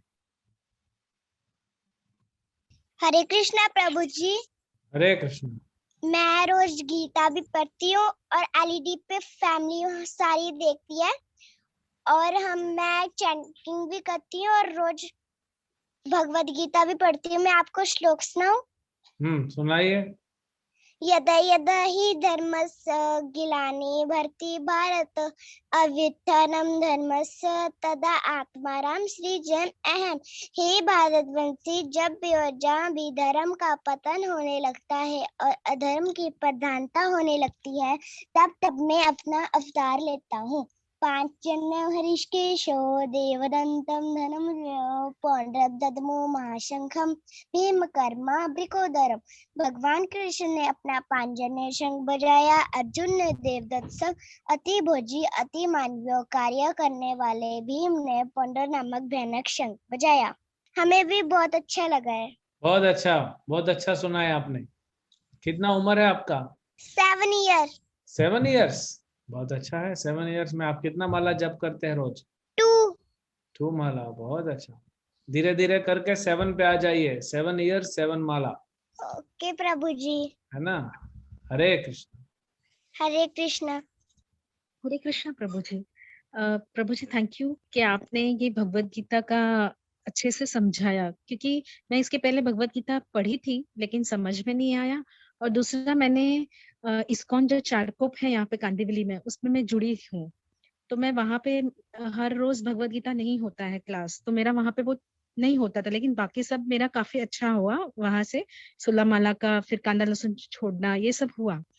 लेकिन आपका जो क्लास किया मुझे बहुत अच्छा लगा और मैं हमेशा सोचती थी कि मुझे इस्कॉन जुहू से सीखना है. एंड लॉकडाउन मेरे लिए बहुत लकी निकला कि मुझे इस्कॉन जुहू से ही सीखने मिला. मैं इसके पहले भी बात की थी, लेकिन यहाँ से आई स्टेट बोरीवली, तो यहाँ से मैं रोज एवरीडे लाइक हफ्ते में कुछ 2 या 3 दिन होता था, तो मैं जा नहीं पाती थी. तो इसलिए मैंने फिर बाद में आइडिया ड्रॉप किया. लेकिन लॉकडाउन में मुझे घर पे बैठ के ही जूह से सुनने मिला, क्योंकि मैंने सुना था जूह वाले काफी अच्छे से सिखाते हैं. और आप मैं कृष्ण को थैंक्स बोलूं कि उन्होंने आपको भेजा, क्योंकि आपने बहुत अच्छी तरह से भगवत गीता सुनाया और हम उस हाँ, उस लेवल पे हम समझ भी गए कि आपने बहुत इजी लेवल पे समझाया हमको। So thank you very much Prabhu ji. मैं ये उम्मीद करती हूँ कि मैं लेवल 2 पे भी जाऊं, वो कृष्णा की मर्जी। बट मुझे काफी अच्छा लगा, और यहाँ पे मुझे प्रचार भी करने के लिए काफी बोलते थे। मतलब भगवत गीता जयंती होता है तो मुझे यहाँ के प्रभु जी ने 68 श्लोक और 69 श्लोक सुना के ही मुझे भगवत गीता का प्रचार करने के लिए बताया गया। तो बाद में मैं गीता जयंती में बुक सब डिस्ट्रीब्यूट करने के लिए जाती थी सब जगह। तो उसमें भी मुझे काफी अच्छा एक्सपीरियंस मिला। मुझे काफी अच्छा, जिस दिन मैं बुक डिस्ट्रीब्यूशन करके आती थी उस दिन का एक्सपीरियंस एक अलग होता था। वो मैं घर पर भी किसी को बता नहीं सकती थी, वैसा था। बट अभी इसमें आके काफी अच्छा हो गया। थैंक यू प्रभु जी। मैं आई थिंक मैं और जुड़ना चाहती हूँ इस्कॉन से, मुझे ऐसा लगता है अभी और। यस यस, आप लेवल 2 में आएंगे तो और जुड़ते जाएंगे। डेफिनेटली। हरे कृष्ण प्रभु जी। हरे कृष्ण। नितेश शुक्ला प्रभु जी, आप अनम्यूट करके प्रश्न पूछ सकते हैं। हरे कृष्णा प्रभु जी। हरे तो कृष्ण। मेरे मन में एक क्वेश्चन है, बस उसी का पूछना था मुझे कि जैसे भगवान कृष्ण सब कुछ है अपने आप में, सब कुछ है, मतलब कोई ऐसा नहीं है कि वो नहीं है, उन्हीं से सब कुछ है, उन्हीं से सब है। तो उन्होंने देवताओं को क्यों बनाया? अगर इन्हें बनाते ही नहीं तो हम उन्हें पूछते भी नहीं। मतलब ये क्वेश्चन भी बहुत लोग हमसे पूछते हैं कि देवताओं को क्यों बनाया, इतने सारे देवता क्यों हैं, आपके क्या काम है? आपके कितने भाई बहन हैं? 2। आप छोटे हो कि बड़े हो? मैं बीच का हूँ, मेरे बाद एक सिस्टर है। और आपके ऊपर? एक भाई। तो फिर जब आपको बनाया तो आपके भाई को क्यों पैदा किया? ये तो हार्मोन लोचा है। देखिए, जैसे भगवान रामचंद्र ने पुल बनवाई, क्या भगवान राम नहीं जा सकते थे रावण को मारने? अरे हनुमान जी राम का नाम लेके उड़ के पहुंच गए, वो राम नहीं जा सकते? भगवान अपने भक्तों को सेवा देते हैं, है ना। अभी जो देवता है उन्होंने पिछले जन्म में अच्छा कुछ किया, अब वो भगवान की सेवा करना चाहते हैं, तो उनका क्वालिटी हमसे ज्यादा अच्छा है। तो भगवान बोले ठीक है, तुम इंद्र बनो, तुम चंद्र बनो, तुम सूर्य बनो, अमराज बनो, ब्रह्मा बनो, तो सबको सेवा भी तो देनी है ना। अभी इसीलिए जब आपका बड़ा भाई है तो और पिता भी है, तो आप कंफ्यूज थोड़ी होते हो कि मेरा बड़ा भाई मेरा पिता है कि मेरा पिता पिता है कि मेरा दो पिता है। ऐसा कंफ्यूजन नहीं होता। बड़ा भाई है, जिसको कहते हैं पिता के समान, लेकिन पिता पिता है। तो वैसे ही भगवान कृष्ण हमारे पिता है, ताकि देवी देवता वो भी जीवात्मा है ना, हमारे लिए पूजनीय है, लेकिन वो भगवान नहीं है। प्रॉब्लम ये नहीं है कि भगवान ने उनको क्यों बनाया, कंफ्यूजन हो रहा है। कंफ्यूजन इसीलिए हो रहा है, 2 कारण है। एक तो सही ज्ञान लुप्त हो रहा है, इसीलिए हम प्रचार बढ़ा रहे हैं। दूसरा, ये जो बहुत सारे ढोंगी गुरु आ गए ना, इन्होंने सब गड़बड़ कर दिया। कहीं पे भी शास्त्रों में नहीं लिखा हुआ है कि शिव जी भगवान है, परम भगवान है, ब्रह्मा जी भगवान है, इंद्र भगवान है, नहीं लिखा, क्लियर है। लेकिन हम पढ़ते नहीं और हमको पढ़ाए नहीं गए। उल्टा ये विदेशी लोग आके हमको बोल दिए कि तुम्हारा तो शास्त्रों में पूरा खिचड़ी है, कुछ क्लैरिटी नहीं, इतने सारे भगवान है। नहीं, इतने भगवान नहीं है, बहुत सारे देवता। हमारा परिवार बड़ा है। अब विदेशों में क्या होता है, आजकल इंडिया में भी हो रहा है, विदेशों में क्या होता है, एक बाप है एक माँ है, सबका एक बाप माँ होता है। मतलब घर में माँ बाप है, 2 बच्चे हैं, खत्म, इतना ही परिवार है। इंडिया में क्या होता है, ज्वाइंट फैमिली होती है, 50-50 लोग एक ही छत के नीचे रह रहे हैं। ताऊ है, ताई है, बड़ा वाला ताऊ है, मंझला वाला ताऊ है, छोटा वाला ताऊ है, फिर हमारे पिताजी हैं, फिर एक चाचा है, 2 चाचा है, 3 चाचा है, फिर मामा है, बुआ है, बुआ है, मामियाँ हैं, चाचियाँ हैं, दादी है, दादा का भाई है वो भी दादा है, मामा का पिताजी है वो भी दादा है, नाना है वो। तो ऐसा पूरा परिवार है। आप कभी कंफ्यूज होते हो क्या? अभी आप बाहर रहते हो, जब आपके मान लीजिए घर में कुछ किसी का शादी है, रिश्तेदारों में आप आए, तो आप कंफ्यूज थोड़ी हो जाते हो कौन कौन है कौन कौन नहीं है। तो ये तो ज्ञान की कमी है, इसीलिए ऐसा कंफ्यूजन हो रहा है। कंफ्यूजन इसलिए नहीं कि इनको बनाया, तो इनको सेवा देने के लिए बनाया ना सब। और फिर इतना डिपार्टमेंट चलाएगा कौन? भगवान खुद क्यों चलाएंगे? भगवान बैठे ब्रज में बढ़िया अपना बांसुरी बजा रहे, सब काम किसी को देना है दे दिए, कोई तो करना चाहिए ना जी प्रभु, कराने के लिए दे दिए ना। जी धन्यवाद प्रभु जी, धन्यवाद। हरे कृष्ण। नेक्स्ट। हरे कृष्णा प्रभु जी। हरे प्रभु जी मेरे 2 प्रश्न हैं। पहला ये है कि जब हमारे शरीर से आत्मा निकल जाती है तो हमारा शरीर गंध क्यों करने लगता है और सड़ क्यों जाता है?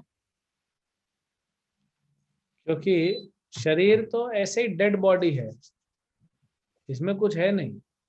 आत्मा है इसीलिए वो शरीर सड़ता नहीं है। जैसे सब्जी होती है, आपने अभी सब्जी खाई, मम्मी ने बनाई, आपने खाई, बच गई तो फिर फ्रिज में रखते हैं, बाहर रखेंगे गर्मी का मौसम में सड़ जाएगी। क्यों? क्योंकि उस सब्जी में आत्मा नहीं है। ऐसे ही शरीर में जब आत्मा निकल जाती है तो शरीर सड़ने लगता है, अब उसमें कुछ हो नहीं रहा है ना फंक्शन, इसीलिए। ठीक है प्रभु जी। प्रभु जी दूसरा प्रश्न ये है, स्त्रियां शमशान क्यों नहीं जाती, पुरुष ही क्यों जाता है? अब शास्त्रों के अनुसार कुछ नियम बनाए गए हैं। हाँ? आपको ये नहीं सोचना चाहिए कि पुरुष जा रहे हैं हम क्यों नहीं जाएंगे, आपको सोचना चाहिए कि जाने दो इनको, है ना। तो कुछ चीजें भगवान ने सिस्टम बनाया है, उसको बस पालन करना चाहिए। स्त्रियां ही गर्भवती बन सकती है, पुरुष गर्भवती नहीं हो सकते, ये नियम है। इसको छेड़ने की कोशिश कर रहे हैं वैज्ञानिक। तो ये कुछ चीजें भगवान ने बनाई है, वो बनाई है, उसको रहने। जैसे देखिए सिंपल से कुछ और उदाहरण देता हूँ। ये आंख के ऊपर भवें होती हैं, अभी सर के बाल तो बढ़ते जाते हैं, आंख के बाल क्यों नहीं बढ़ते जाते? अब मान लो आंख के बाल ऐसे बढ़ते जाएंगे तो रोज ट्रिम करना पड़ेगा, ऐसे बांधना पड़ेगा, इधर छोटी कर देंगे। हाँ? नाक के बाल बढ़ गए तो ऐसे निकलते चले जाएंगे, खाना कैसे खाएंगे? कान के बाल बढ़ गए तो ऐसे निकल जाएंगे। तो भगवान ने कुछ बनाया है सोच समझ, बस पालन कर रहे हैं। हर चीज पे प्रश्न उठाने से अच्छा है कुछ चीजें जस्ट फॉलो करो और आगे बढ़ो। और एक हिसाब से देखा जाए स्त्रियां थोड़ी भावुक होती हैं तो उनके लिए अच्छा है कि वो न जाए उधर। Next question. मारुति प्रभु जी आप अनम्यूट करके प्रश्न पूछ सकते हैं। प्रभु जी एक मेरा क्वेश्चन है आज के क्लास को लेकर। प्रभु जी वर्ण विभाजन जो 4 वर्णों में बांटा गया है, वो ब्राह्मण, क्षत्रिय, वैश्य और शूद्र। प्रभु जी इसमें आपने वो, वैसे मैं गीता में भी मैं देखा हूँ, मैं भी थोड़ा सा पढ़ा था, तो उसमें शूद्र का जो फंक्शन है वो ब्राह्मण और क्षत्रिय का सेवा करना, ऐसा शायद आप भी आज बता रहे थे। ब्राह्मण, क्षत्रिय और वैश्य तीनों का सेवा करना, बेसिकली नौकरी करना। अच्छा। तो प्रभु जी जैसे कि ये जो गीता का उपदेश जब दी गई थी तो उस समय राजतंत्र था हमारे देश में, तो अभी लोकतंत्र है, तो क्या अभी भी शूद्रों को क्या ऐसा ही सेवा करना चाहिए, या यदि ईश्वर ने अभी तो ऐसा है कि सुखदेव गोस्वामी भागवतम बोलते हैं कलौ संभवा शूद्र, कलयुग में सब शूद्र है। अच्छा। अभी ये वर्णाश्रम को थोड़ा सा साइड में रख के भक्ति कीजिए। भगवान ने क्या कहा? हाँ, स्त्रियां वैश्यास तथा शूद्रास तेपि यान्ति पराम गतिम। सबका उद्धार करेंगे भक्ति करके, भक्ति सबके लिए, बस भक्ति करते जाइए। अभी तो देखिए 99% लोग दुनिया में जॉब कर रहे हैं, सभी तो जॉब कर रहे हैं, खेती करने वाला भी जॉब पे आ गया, कॉन्ट्रैक्ट खेती कर रहा है। तो इसको थोड़ा साइड में रख के हम भक्ति करते हैं, फोकस ज्यादा करते हैं। ये टेक्निकल सब्जेक्ट है, इसको अप्लाई नहीं कर, क्योंकि ला नहीं सकते वर्णाश्रम। अभी आना चाहिए, वर्णाश्रम आएगा तो समाज अच्छा हो जाएगा। लेकिन गवर्नमेंट जैसा आपने कहा है ना। नेक्स्ट प्रभु जी यस प्रभु जी बोल रहा हूँ कि ये लास्ट अध्याय में कृष्ण भगवान ने ये भी कहा कि अभी का पंडित वही है, जैसे ये ब्राह्मण बेस पंडित नहीं है, अभी का पंडित वही है जिसके अंदर ज्ञान हो। नहीं, शुरू से ही भगवान ने ये कहा पंडित वो नहीं जिसके अंदर ज्ञान हो, पंडित वो है जो सिर्फ ज्ञान की बात नहीं है, प्रामाणिक गुरु से ज्ञान मिला हो उसको। अच्छा। सिर्फ इधर उधर ज्ञान प्राप्त कर लेगा उसको पंडित नहीं कहते। बिल्कुल, इंडिया में तो पंडित जी बहुत हो गया जी, है ना। बिल्कुल, थैंक यू। हरे कृष्ण प्रभु जी। हरे कृष्ण प्रभु जी, दंडवत प्रणाम। हरे कृष्ण। प्रभु जी बहुत अच्छा लगा आपका सेशन सुन के। वैसे इस्कॉन मंदिर पंजाबी बाग से जुड़े हम 3-4 साल हो गए हमारे को। और ये शुरू में आपने जो बताया था नाम जप के बारे में, कि आप ये सोच के करो कि 16 माला नहीं करना, हमें सिर्फ एक हरिनाम लेना है। हमने उस पर ट्राई किया, हमें बहुत अच्छा लगा और इससे लगता है कि 16 माला बहुत आनंददायक होता है। और नहीं तो कई बार सुबह नहीं पूरा होता था, दिन में भी माला लेके भेज देते। अब बहुत टाइम से हो जाता है और बहुत आनंद से। बहुत अच्छा। बहुत बहुत धन्यवाद आपका। ये ऐसे सेशन से बहुत बद्ध जीव जितने हैं, बहुत से जो है जुड़ेंगे, बहुत आगे बढ़ेंगे भक्ति में, ऐसा मुझे लगता है। बहुत बहुत अच्छा। नेक्स्ट पूजा माता जी कह रहे हैं, हरे कृष्णा प्रभु जी, मुझे तो बस यही कहना है कि आपकी बातें सुन के, आपके सेशन लेने के बाद अब तो ऐसा लगता है कि इस्कॉन में ही जाके रहें, वहीं से भगवान की पूजा करें। हरे कृष्णा के चरणों में ग्रेटफुल। और भी काफी सारे भक्तों का ऐसा आया है। अमित प्रभु जी कह रहे हैं, Hare Krishna Prabhu ji, thank you so much Prabhu ji. Last 4 years से इस्कॉन पंजाबी बाग दिल्ली से जुड़ा हूँ, चैंटिंग 16 माला करता हूँ, बट फेब से मेरी तबीयत खराब हुई तो डिसकंटिन्यूटी हो गया था। 4 रूल फॉलो करता हूँ और चाय कॉफी 1 ईयर से छोड़ दिया हूँ।